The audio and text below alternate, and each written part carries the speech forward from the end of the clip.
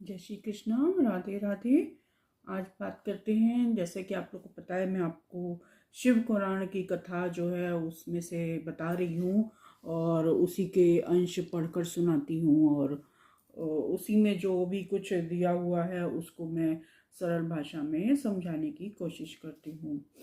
आज बताते हैं कि अगर जो है सुबह से लेकर के शाम का समय जो होता है उसके बीच में पुराण का पाठ ज़रूर करना चाहिए और ज़रूर सुनना चाहिए। इसे होता क्या है, इसमें सत्संग होता है ये, और उससे जो है जो पुराण को सुनते हैं और उसके संपर्क में रहते हैं, क्योंकि आप जो चीज़ें बार बार सुनते हो वो आपकी लाइफ में कहीं ना कहीं आपके आचार विचार में आ जाती है वो, इसलिए कहते हैं। और ये एक तरह का ब्रह्म यज्ञ कहलाता है कि ये ब्रह्म यज्ञ होता है जो सबसे आसान है। इससे जो पाप कर्म जाने अनजाने में हो जाते हैं वो सब पाप कर्म इससे जल जाते हैं और वो नष्ट होने लग जाते हैं। तो इसलिए इसका पाठ करना सबसे आसान है, क्योंकि इसको रोज आप सुन सकते हो। आप पढ़ना चाहो पढ़ लो, सुनना चाहो सुन लो।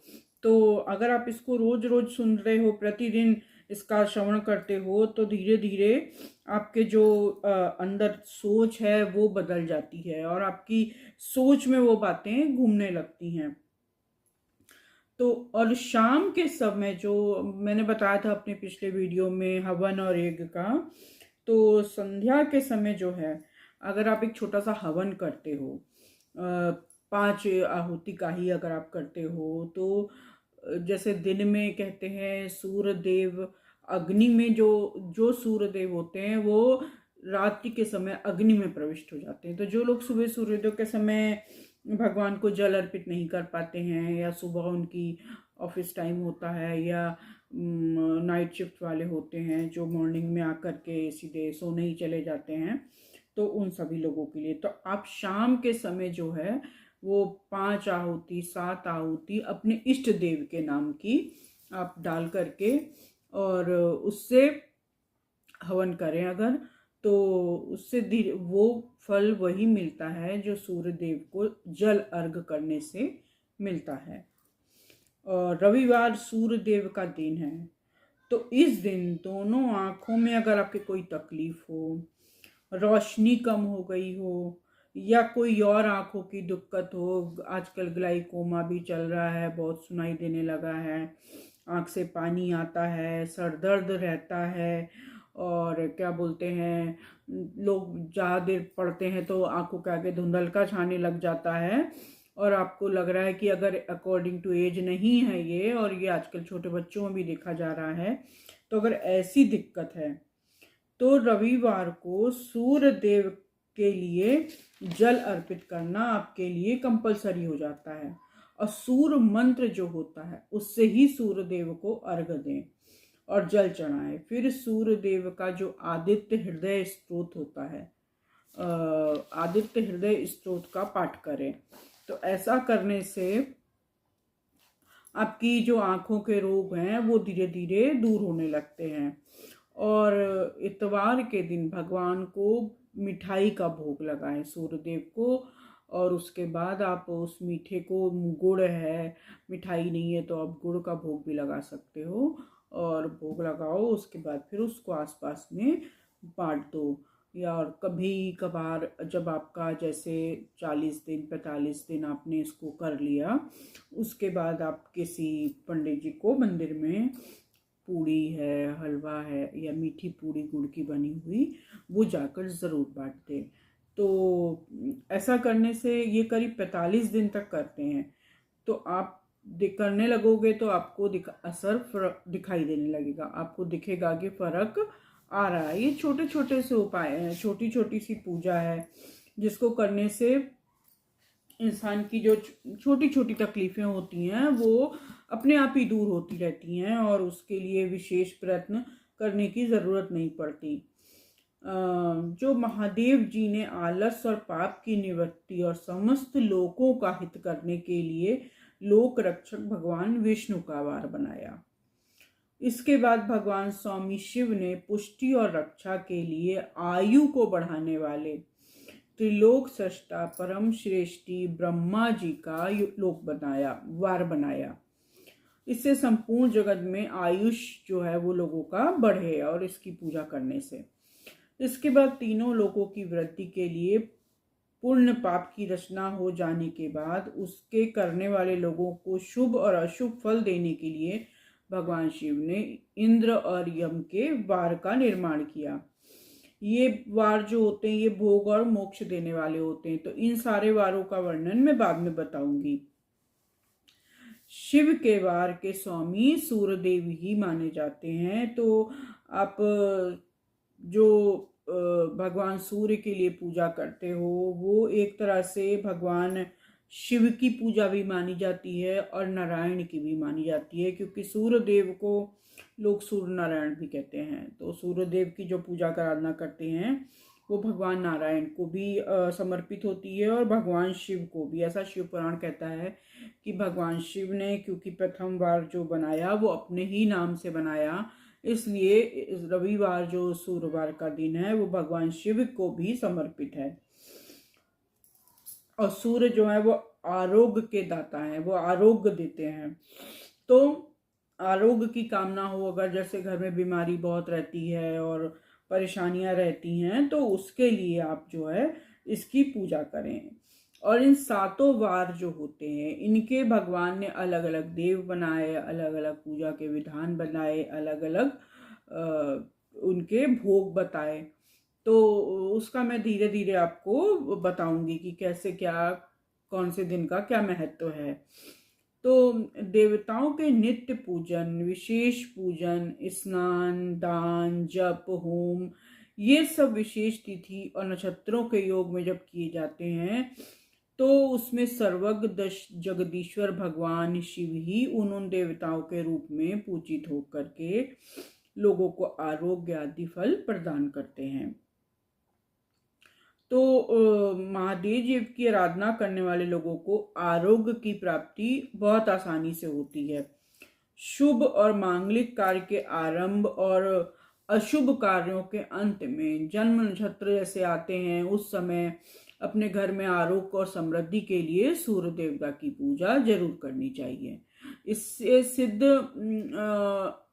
सिद्ध है कि देवताओं का पूजन संपूर्ण अभीष्ट वस्तुओं को देने वाला है। और आपको विश्वास नहीं है तो आप इसको करके देखें, और जब आपको इसका पुण्य फल प्राप्त हो और आपको लगे कि आपके कष्ट हट रहे हैं और आपके जीवन में अच्छा हो रहा है, आपके घर से बीमारी दूर जा रही है, तो आप बताइएगा कि ये चीज़ आपके ऊपर असर कर रही है या कि नहीं।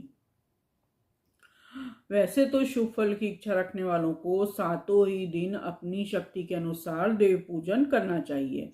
और इसमें भी भाग होते हैं कि जो निर्धन है, जिसके पास ज़्यादा धन नहीं है, उसको देवताओं की पूजा जो है वो व्रत आदि के द्वारा करनी चाहिए। जो 7 वार के व्रत होते हैं वो व्रत का अनुष्ठान कर सकते हैं। जप है, मंत्र है, पाठ है, इससे जो पूजा आराधना की जाती है इसमें किसी धन की आवश्यकता नहीं होती। ये आपकी पूरी तरह से श्रद्धा पर है। आपकी भावना होनी चाहिए कि हम भगवान को प्रसन्न कर रहे हैं, और इस भावना से किया गया जो ये आपका क्या बोलते हैं यज्ञ होता है, ये एक तरह का यज्ञ ही माना जाता है। और इससे जो देवताओं की आराधना होती है, और बार बार अगर आप इसको करते हो, धर्म क्या इसका अनुष्ठान करते हो बार बार, कि आपने 45 दिन कर लिया, फिर 45 दिन कर लिया, अब बार बार जब किसी दिन वार का अनुष्ठान करने लगते हो तो धीरे धीरे उसमें सिद्धि आने लगती है। बार बार भगवान कहते हैं कि जब इस जन्म में इंसान पुण्य कर्म करता है, इस तरह से पुण्य कर्म जोड़ लेता है अपने लिए बहुत, तो इसी धरती पर उसको पुण्य लोगों की और भोगों की प्राप्ति होने लगती है। सबसे पहला सुख माना ही गया है निरोगी काया। तो स्वस्थ शरीर के लिए जो है, जब आप इस तरह से आराधना अनुष्ठान करते हो तो धीरे धीरे धीरे धीरे आपको स्वास्थ्य लाभ होता है।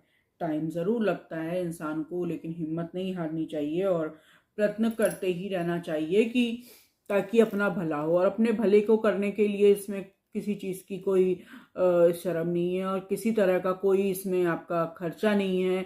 ये सिर्फ आपकी मेहनत है कि आपने रोज़ उठना है, स्नान करना है, अपने भगवान के लिए जो आपने पूजा उठाई हुई है उसको आपने करना है। तो इसको करने में किसी तरह का कोई आपको खर्च नहीं है, धन की ज़रूरत नहीं है। ऐसा नहीं कि हर एक चीज़ धनी व्यक्ति ही कर सकते हैं और साधारण मनुष्य नहीं कर सकते, ऐसा कुछ नहीं है।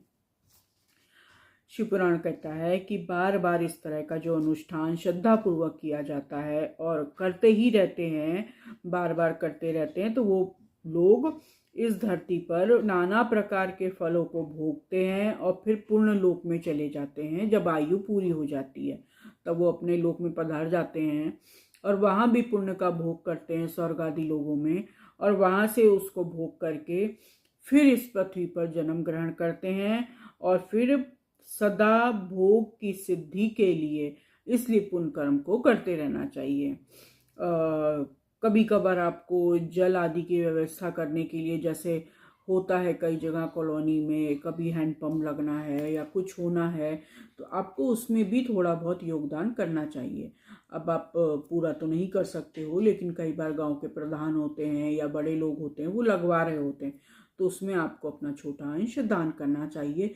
ज़्यादा बड़ा ना सही, छोटा छोटा पुण्य तो जमा कर ही लेना चाहिए।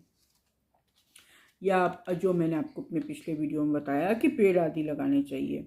तो जो धनी है उनको तो ये सब काम वैसे ही करते रहना चाहिए। समय अनुसार पुण्य कर्मों के शुद्ध हो जाने से ज्ञान की सिद्धि होती है। इन सब जो पुण्य कर्म आपके जब बहुत जमा हो जाते हैं और किसी भी तरह की पूजा पाठ जो होती है उसका अंतिम जो वो है वो ज्ञान ही है। मनुष्य को ज्ञान की प्राप्ति होने लगती है और ज्ञान की प्राप्ति हो जाने से मनुष्य को मुक्ति भी मिल जाती है।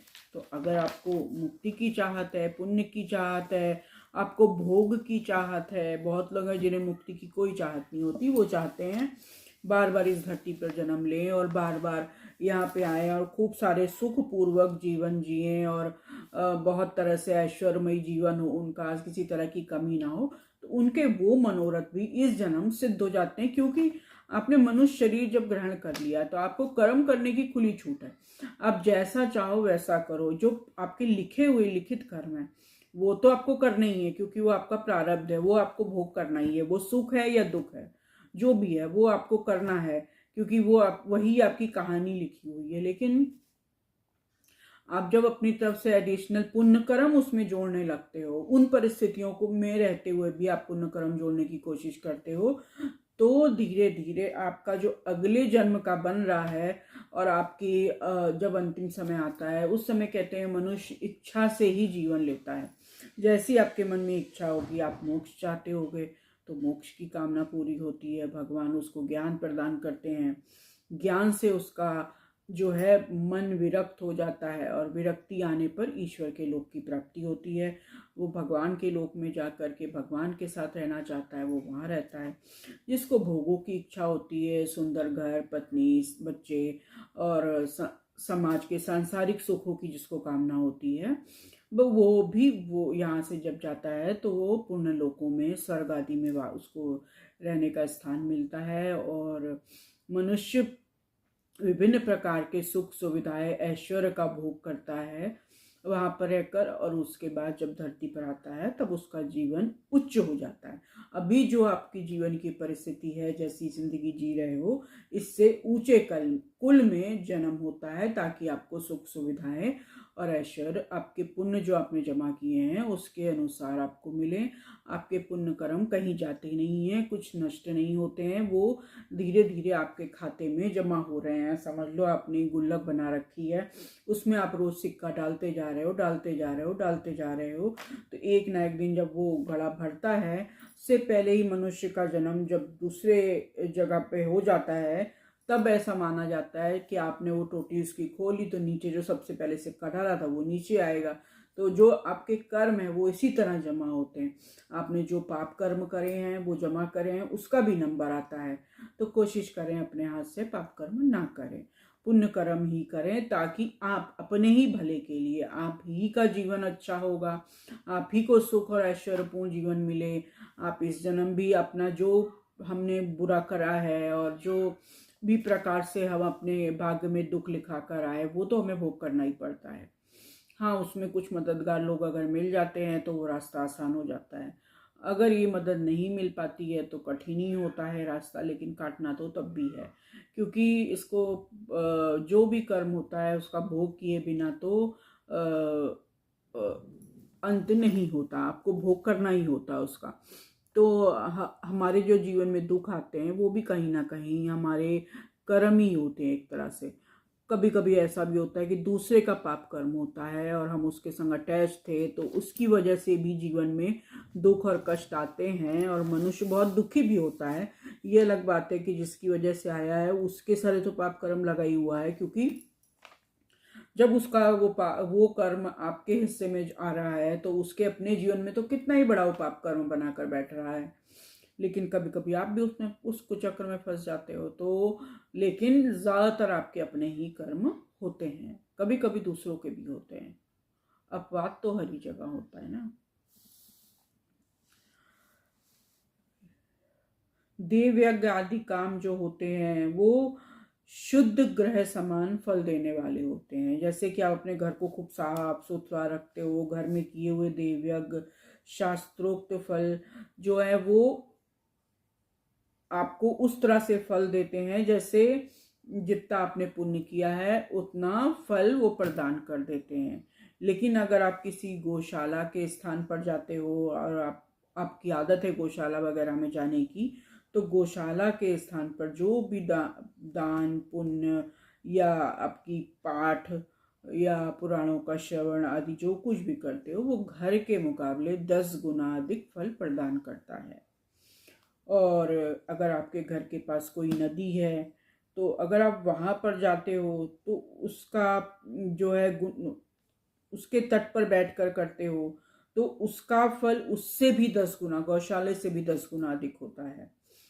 और जहाँ पर बेल तुलसी और पीपल का वृक्ष हो, बेल तुलसी और पीपल का पेड़, वहां पर जो है ये फल और भी ज्यादा पुण्यदायी हो जाता है और कई गुना बढ़ जाता है।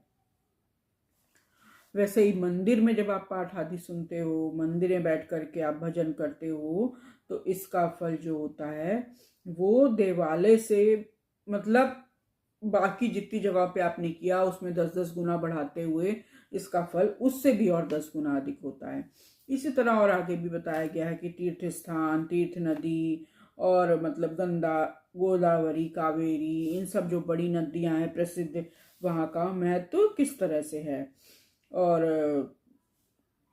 इस तरह आगे बहुत डिटेल में है, लेकिन सबके लिए ये सुलभ नहीं होता। ज़्यादातर लोग अपने घर से ही पूजा आराधना करते हैं, तो उसका फल आपके लिए जितना आपने पुण्य किया है उतना आपके नाम से जमा हो जाता है। लेकिन अगर आपको सुविधा है, आपको मौका मिलता है ऐसी पवित्र जगहों पे जाने का, तो आप वहां पर भी जाकर कर सकते हो। कहते हैं कि जो ये होता है सतयुग में, वो यज्ञ दान आदि कर्म पूर्ण फल देने वाले होते हैं, ऐसा माना जाता है ना। त्रेता युग में जो है उसका फल 3/4 हो जाता है। मतलब आप जो इंसान ने पुण्य करा है, दान आदि करा है, तो उसका जो फल होता है वो 3/4 होता है। द्वापर में आधा फल हो जाता है उसका, जितना पुण्य करा है उसका आधा फल ही द्वापर युग में मिलता है। लेकिन जब कलयुग आता है तो इसका फल 1/4 हो जाता है। और कब? तो जब आधा, वो ये भी तब जबकि आधा कलयुग बीत चुका हो। अभी तो जैसे कलयुग की 5000 वर्षीय आयु हुई है, तो माना गया है कि जब कलयुग 4,32,000 वर्ष का है, जिसमें से 2,16,000 वर्ष जब गुजर चुके होंगे तब आधा कलयुग माना जाता है। उसके बाद जो पुण्य फल होते हैं उनका 1/4 फल ही मिलता है।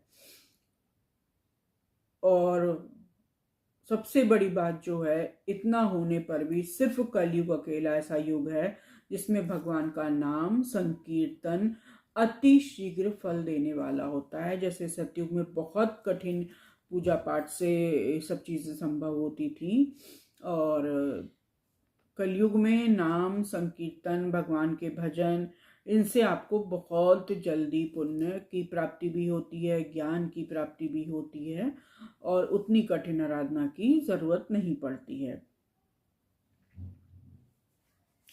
आगे बताते हैं कि सूर्य संक्रांति जब आती है तो उस दिन किया हुआ सत्कर्म आपके अच्छे दिनों में जो आपने रोज शुद्ध कर्म जमा करे हैं उसके उस दिन अगर आप कोई पूजा पाठ आराधना करते हो, जिस दिन सूर्य संक्रांति आती है, तो उसका महत्व अत्यधिक अनंत पूर्णदायक माना गया है।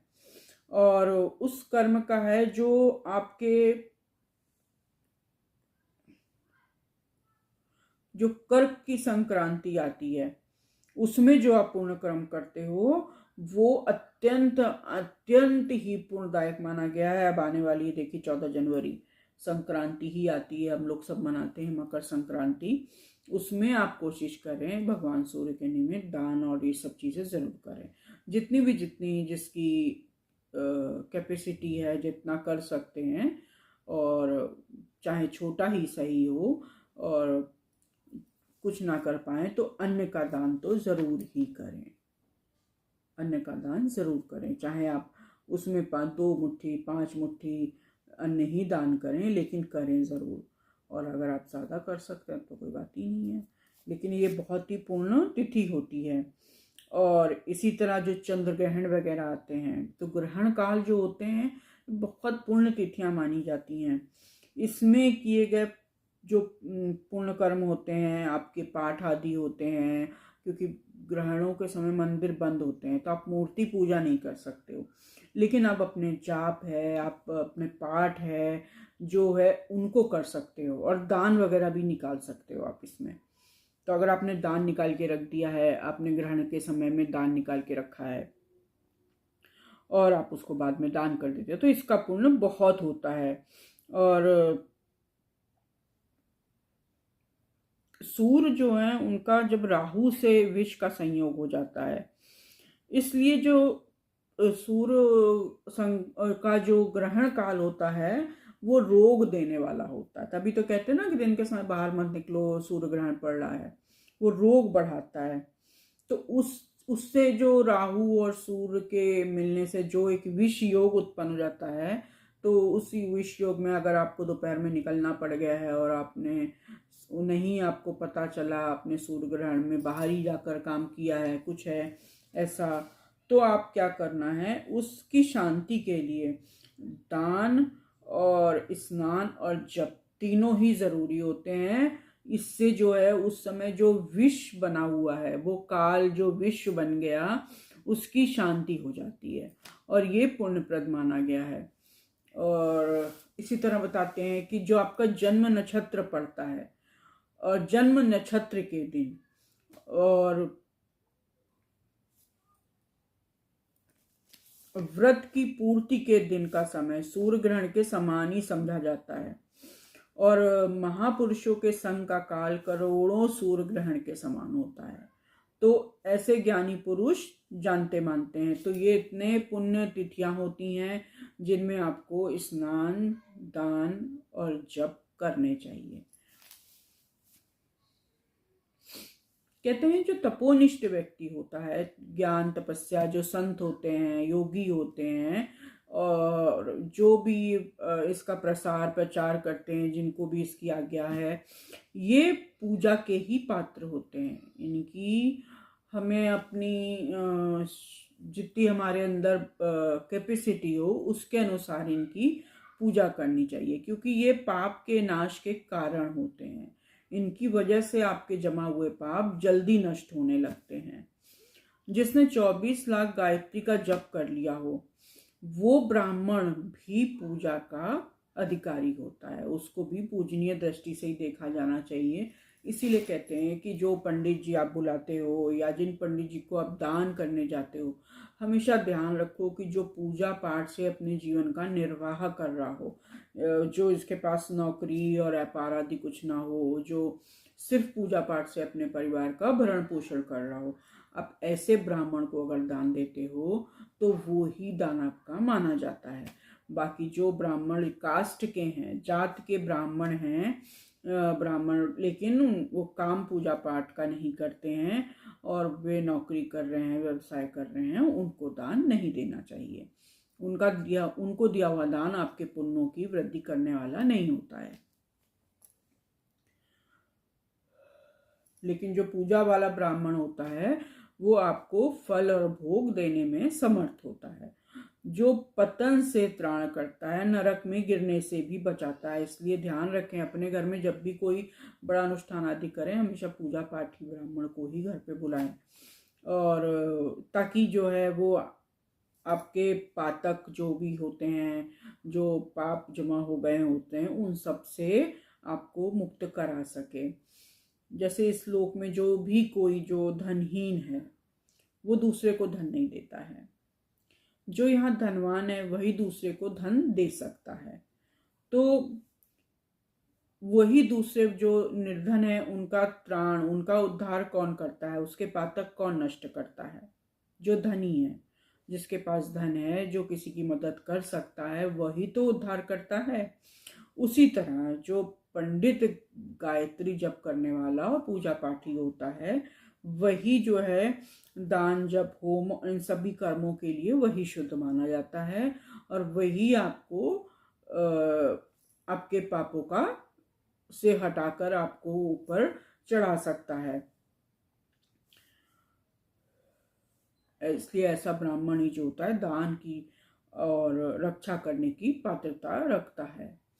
स्त्री या पुरुष जो भी कोई भूखा हो वही अन्नदान का पात्र होता है। आपके दरवाजे पे कोई भी आ जाए जो भूखा हो तो आपको उसी को भोजन करा देना चाहिए, और जिसको जिस वस्तु की इच्छा होगी आप वही तो उसको दोगे अगर भोजन करने। इसीलिए कहते हैं घर में जो अभी आपके मेहमान आते हैं, कोई भी आता है तो उसको आप कुछ, अपने भारत में कल्चर भी है, लोग उसको चाय पानी पूछते हैं, तो आपने उसको ज़रूर से चाय पिलानी है। कुछ नहीं करना है तो कम से कम पानी तो पिला ही दीजिए, क्योंकि कहते हैं जो मेहमान आते हैं वो अपने पुण्य कर्म हमारे दरवाजे पे छोड़ कर जाते हैं, कुछ भाग उसका, और क्योंकि वो तृप्त हो जाते हैं, जब वो खुश होते हैं तो छोड़ते हैं, लेकिन जब मन से खिन्न होकर निकलते हैं, कोई आया है और आपने उसको चाय पानी के लिए नहीं पूछा, वो ले या ना ले वो उसकी मर्जी है, आपने पूछा, आपका फर्ज पूरा हुआ। अगर वो ले रहा है तो ये आपके लिए सौभाग्य की बात है कि उसने आपके यहाँ से जल, चाय, दूध, फल, जो भी आप करना चाहो भोजन, उसने आपके यहाँ से लिया अगर, तो वो अपने पुण्य कर्म भी देकर जाता है। तो इसीलिए कहा जाता है कि द्वार पे जब भी कोई आए और अन्न दान की इच्छा रखता हो तो उसको अन्न का दान जरूर देना चाहिए।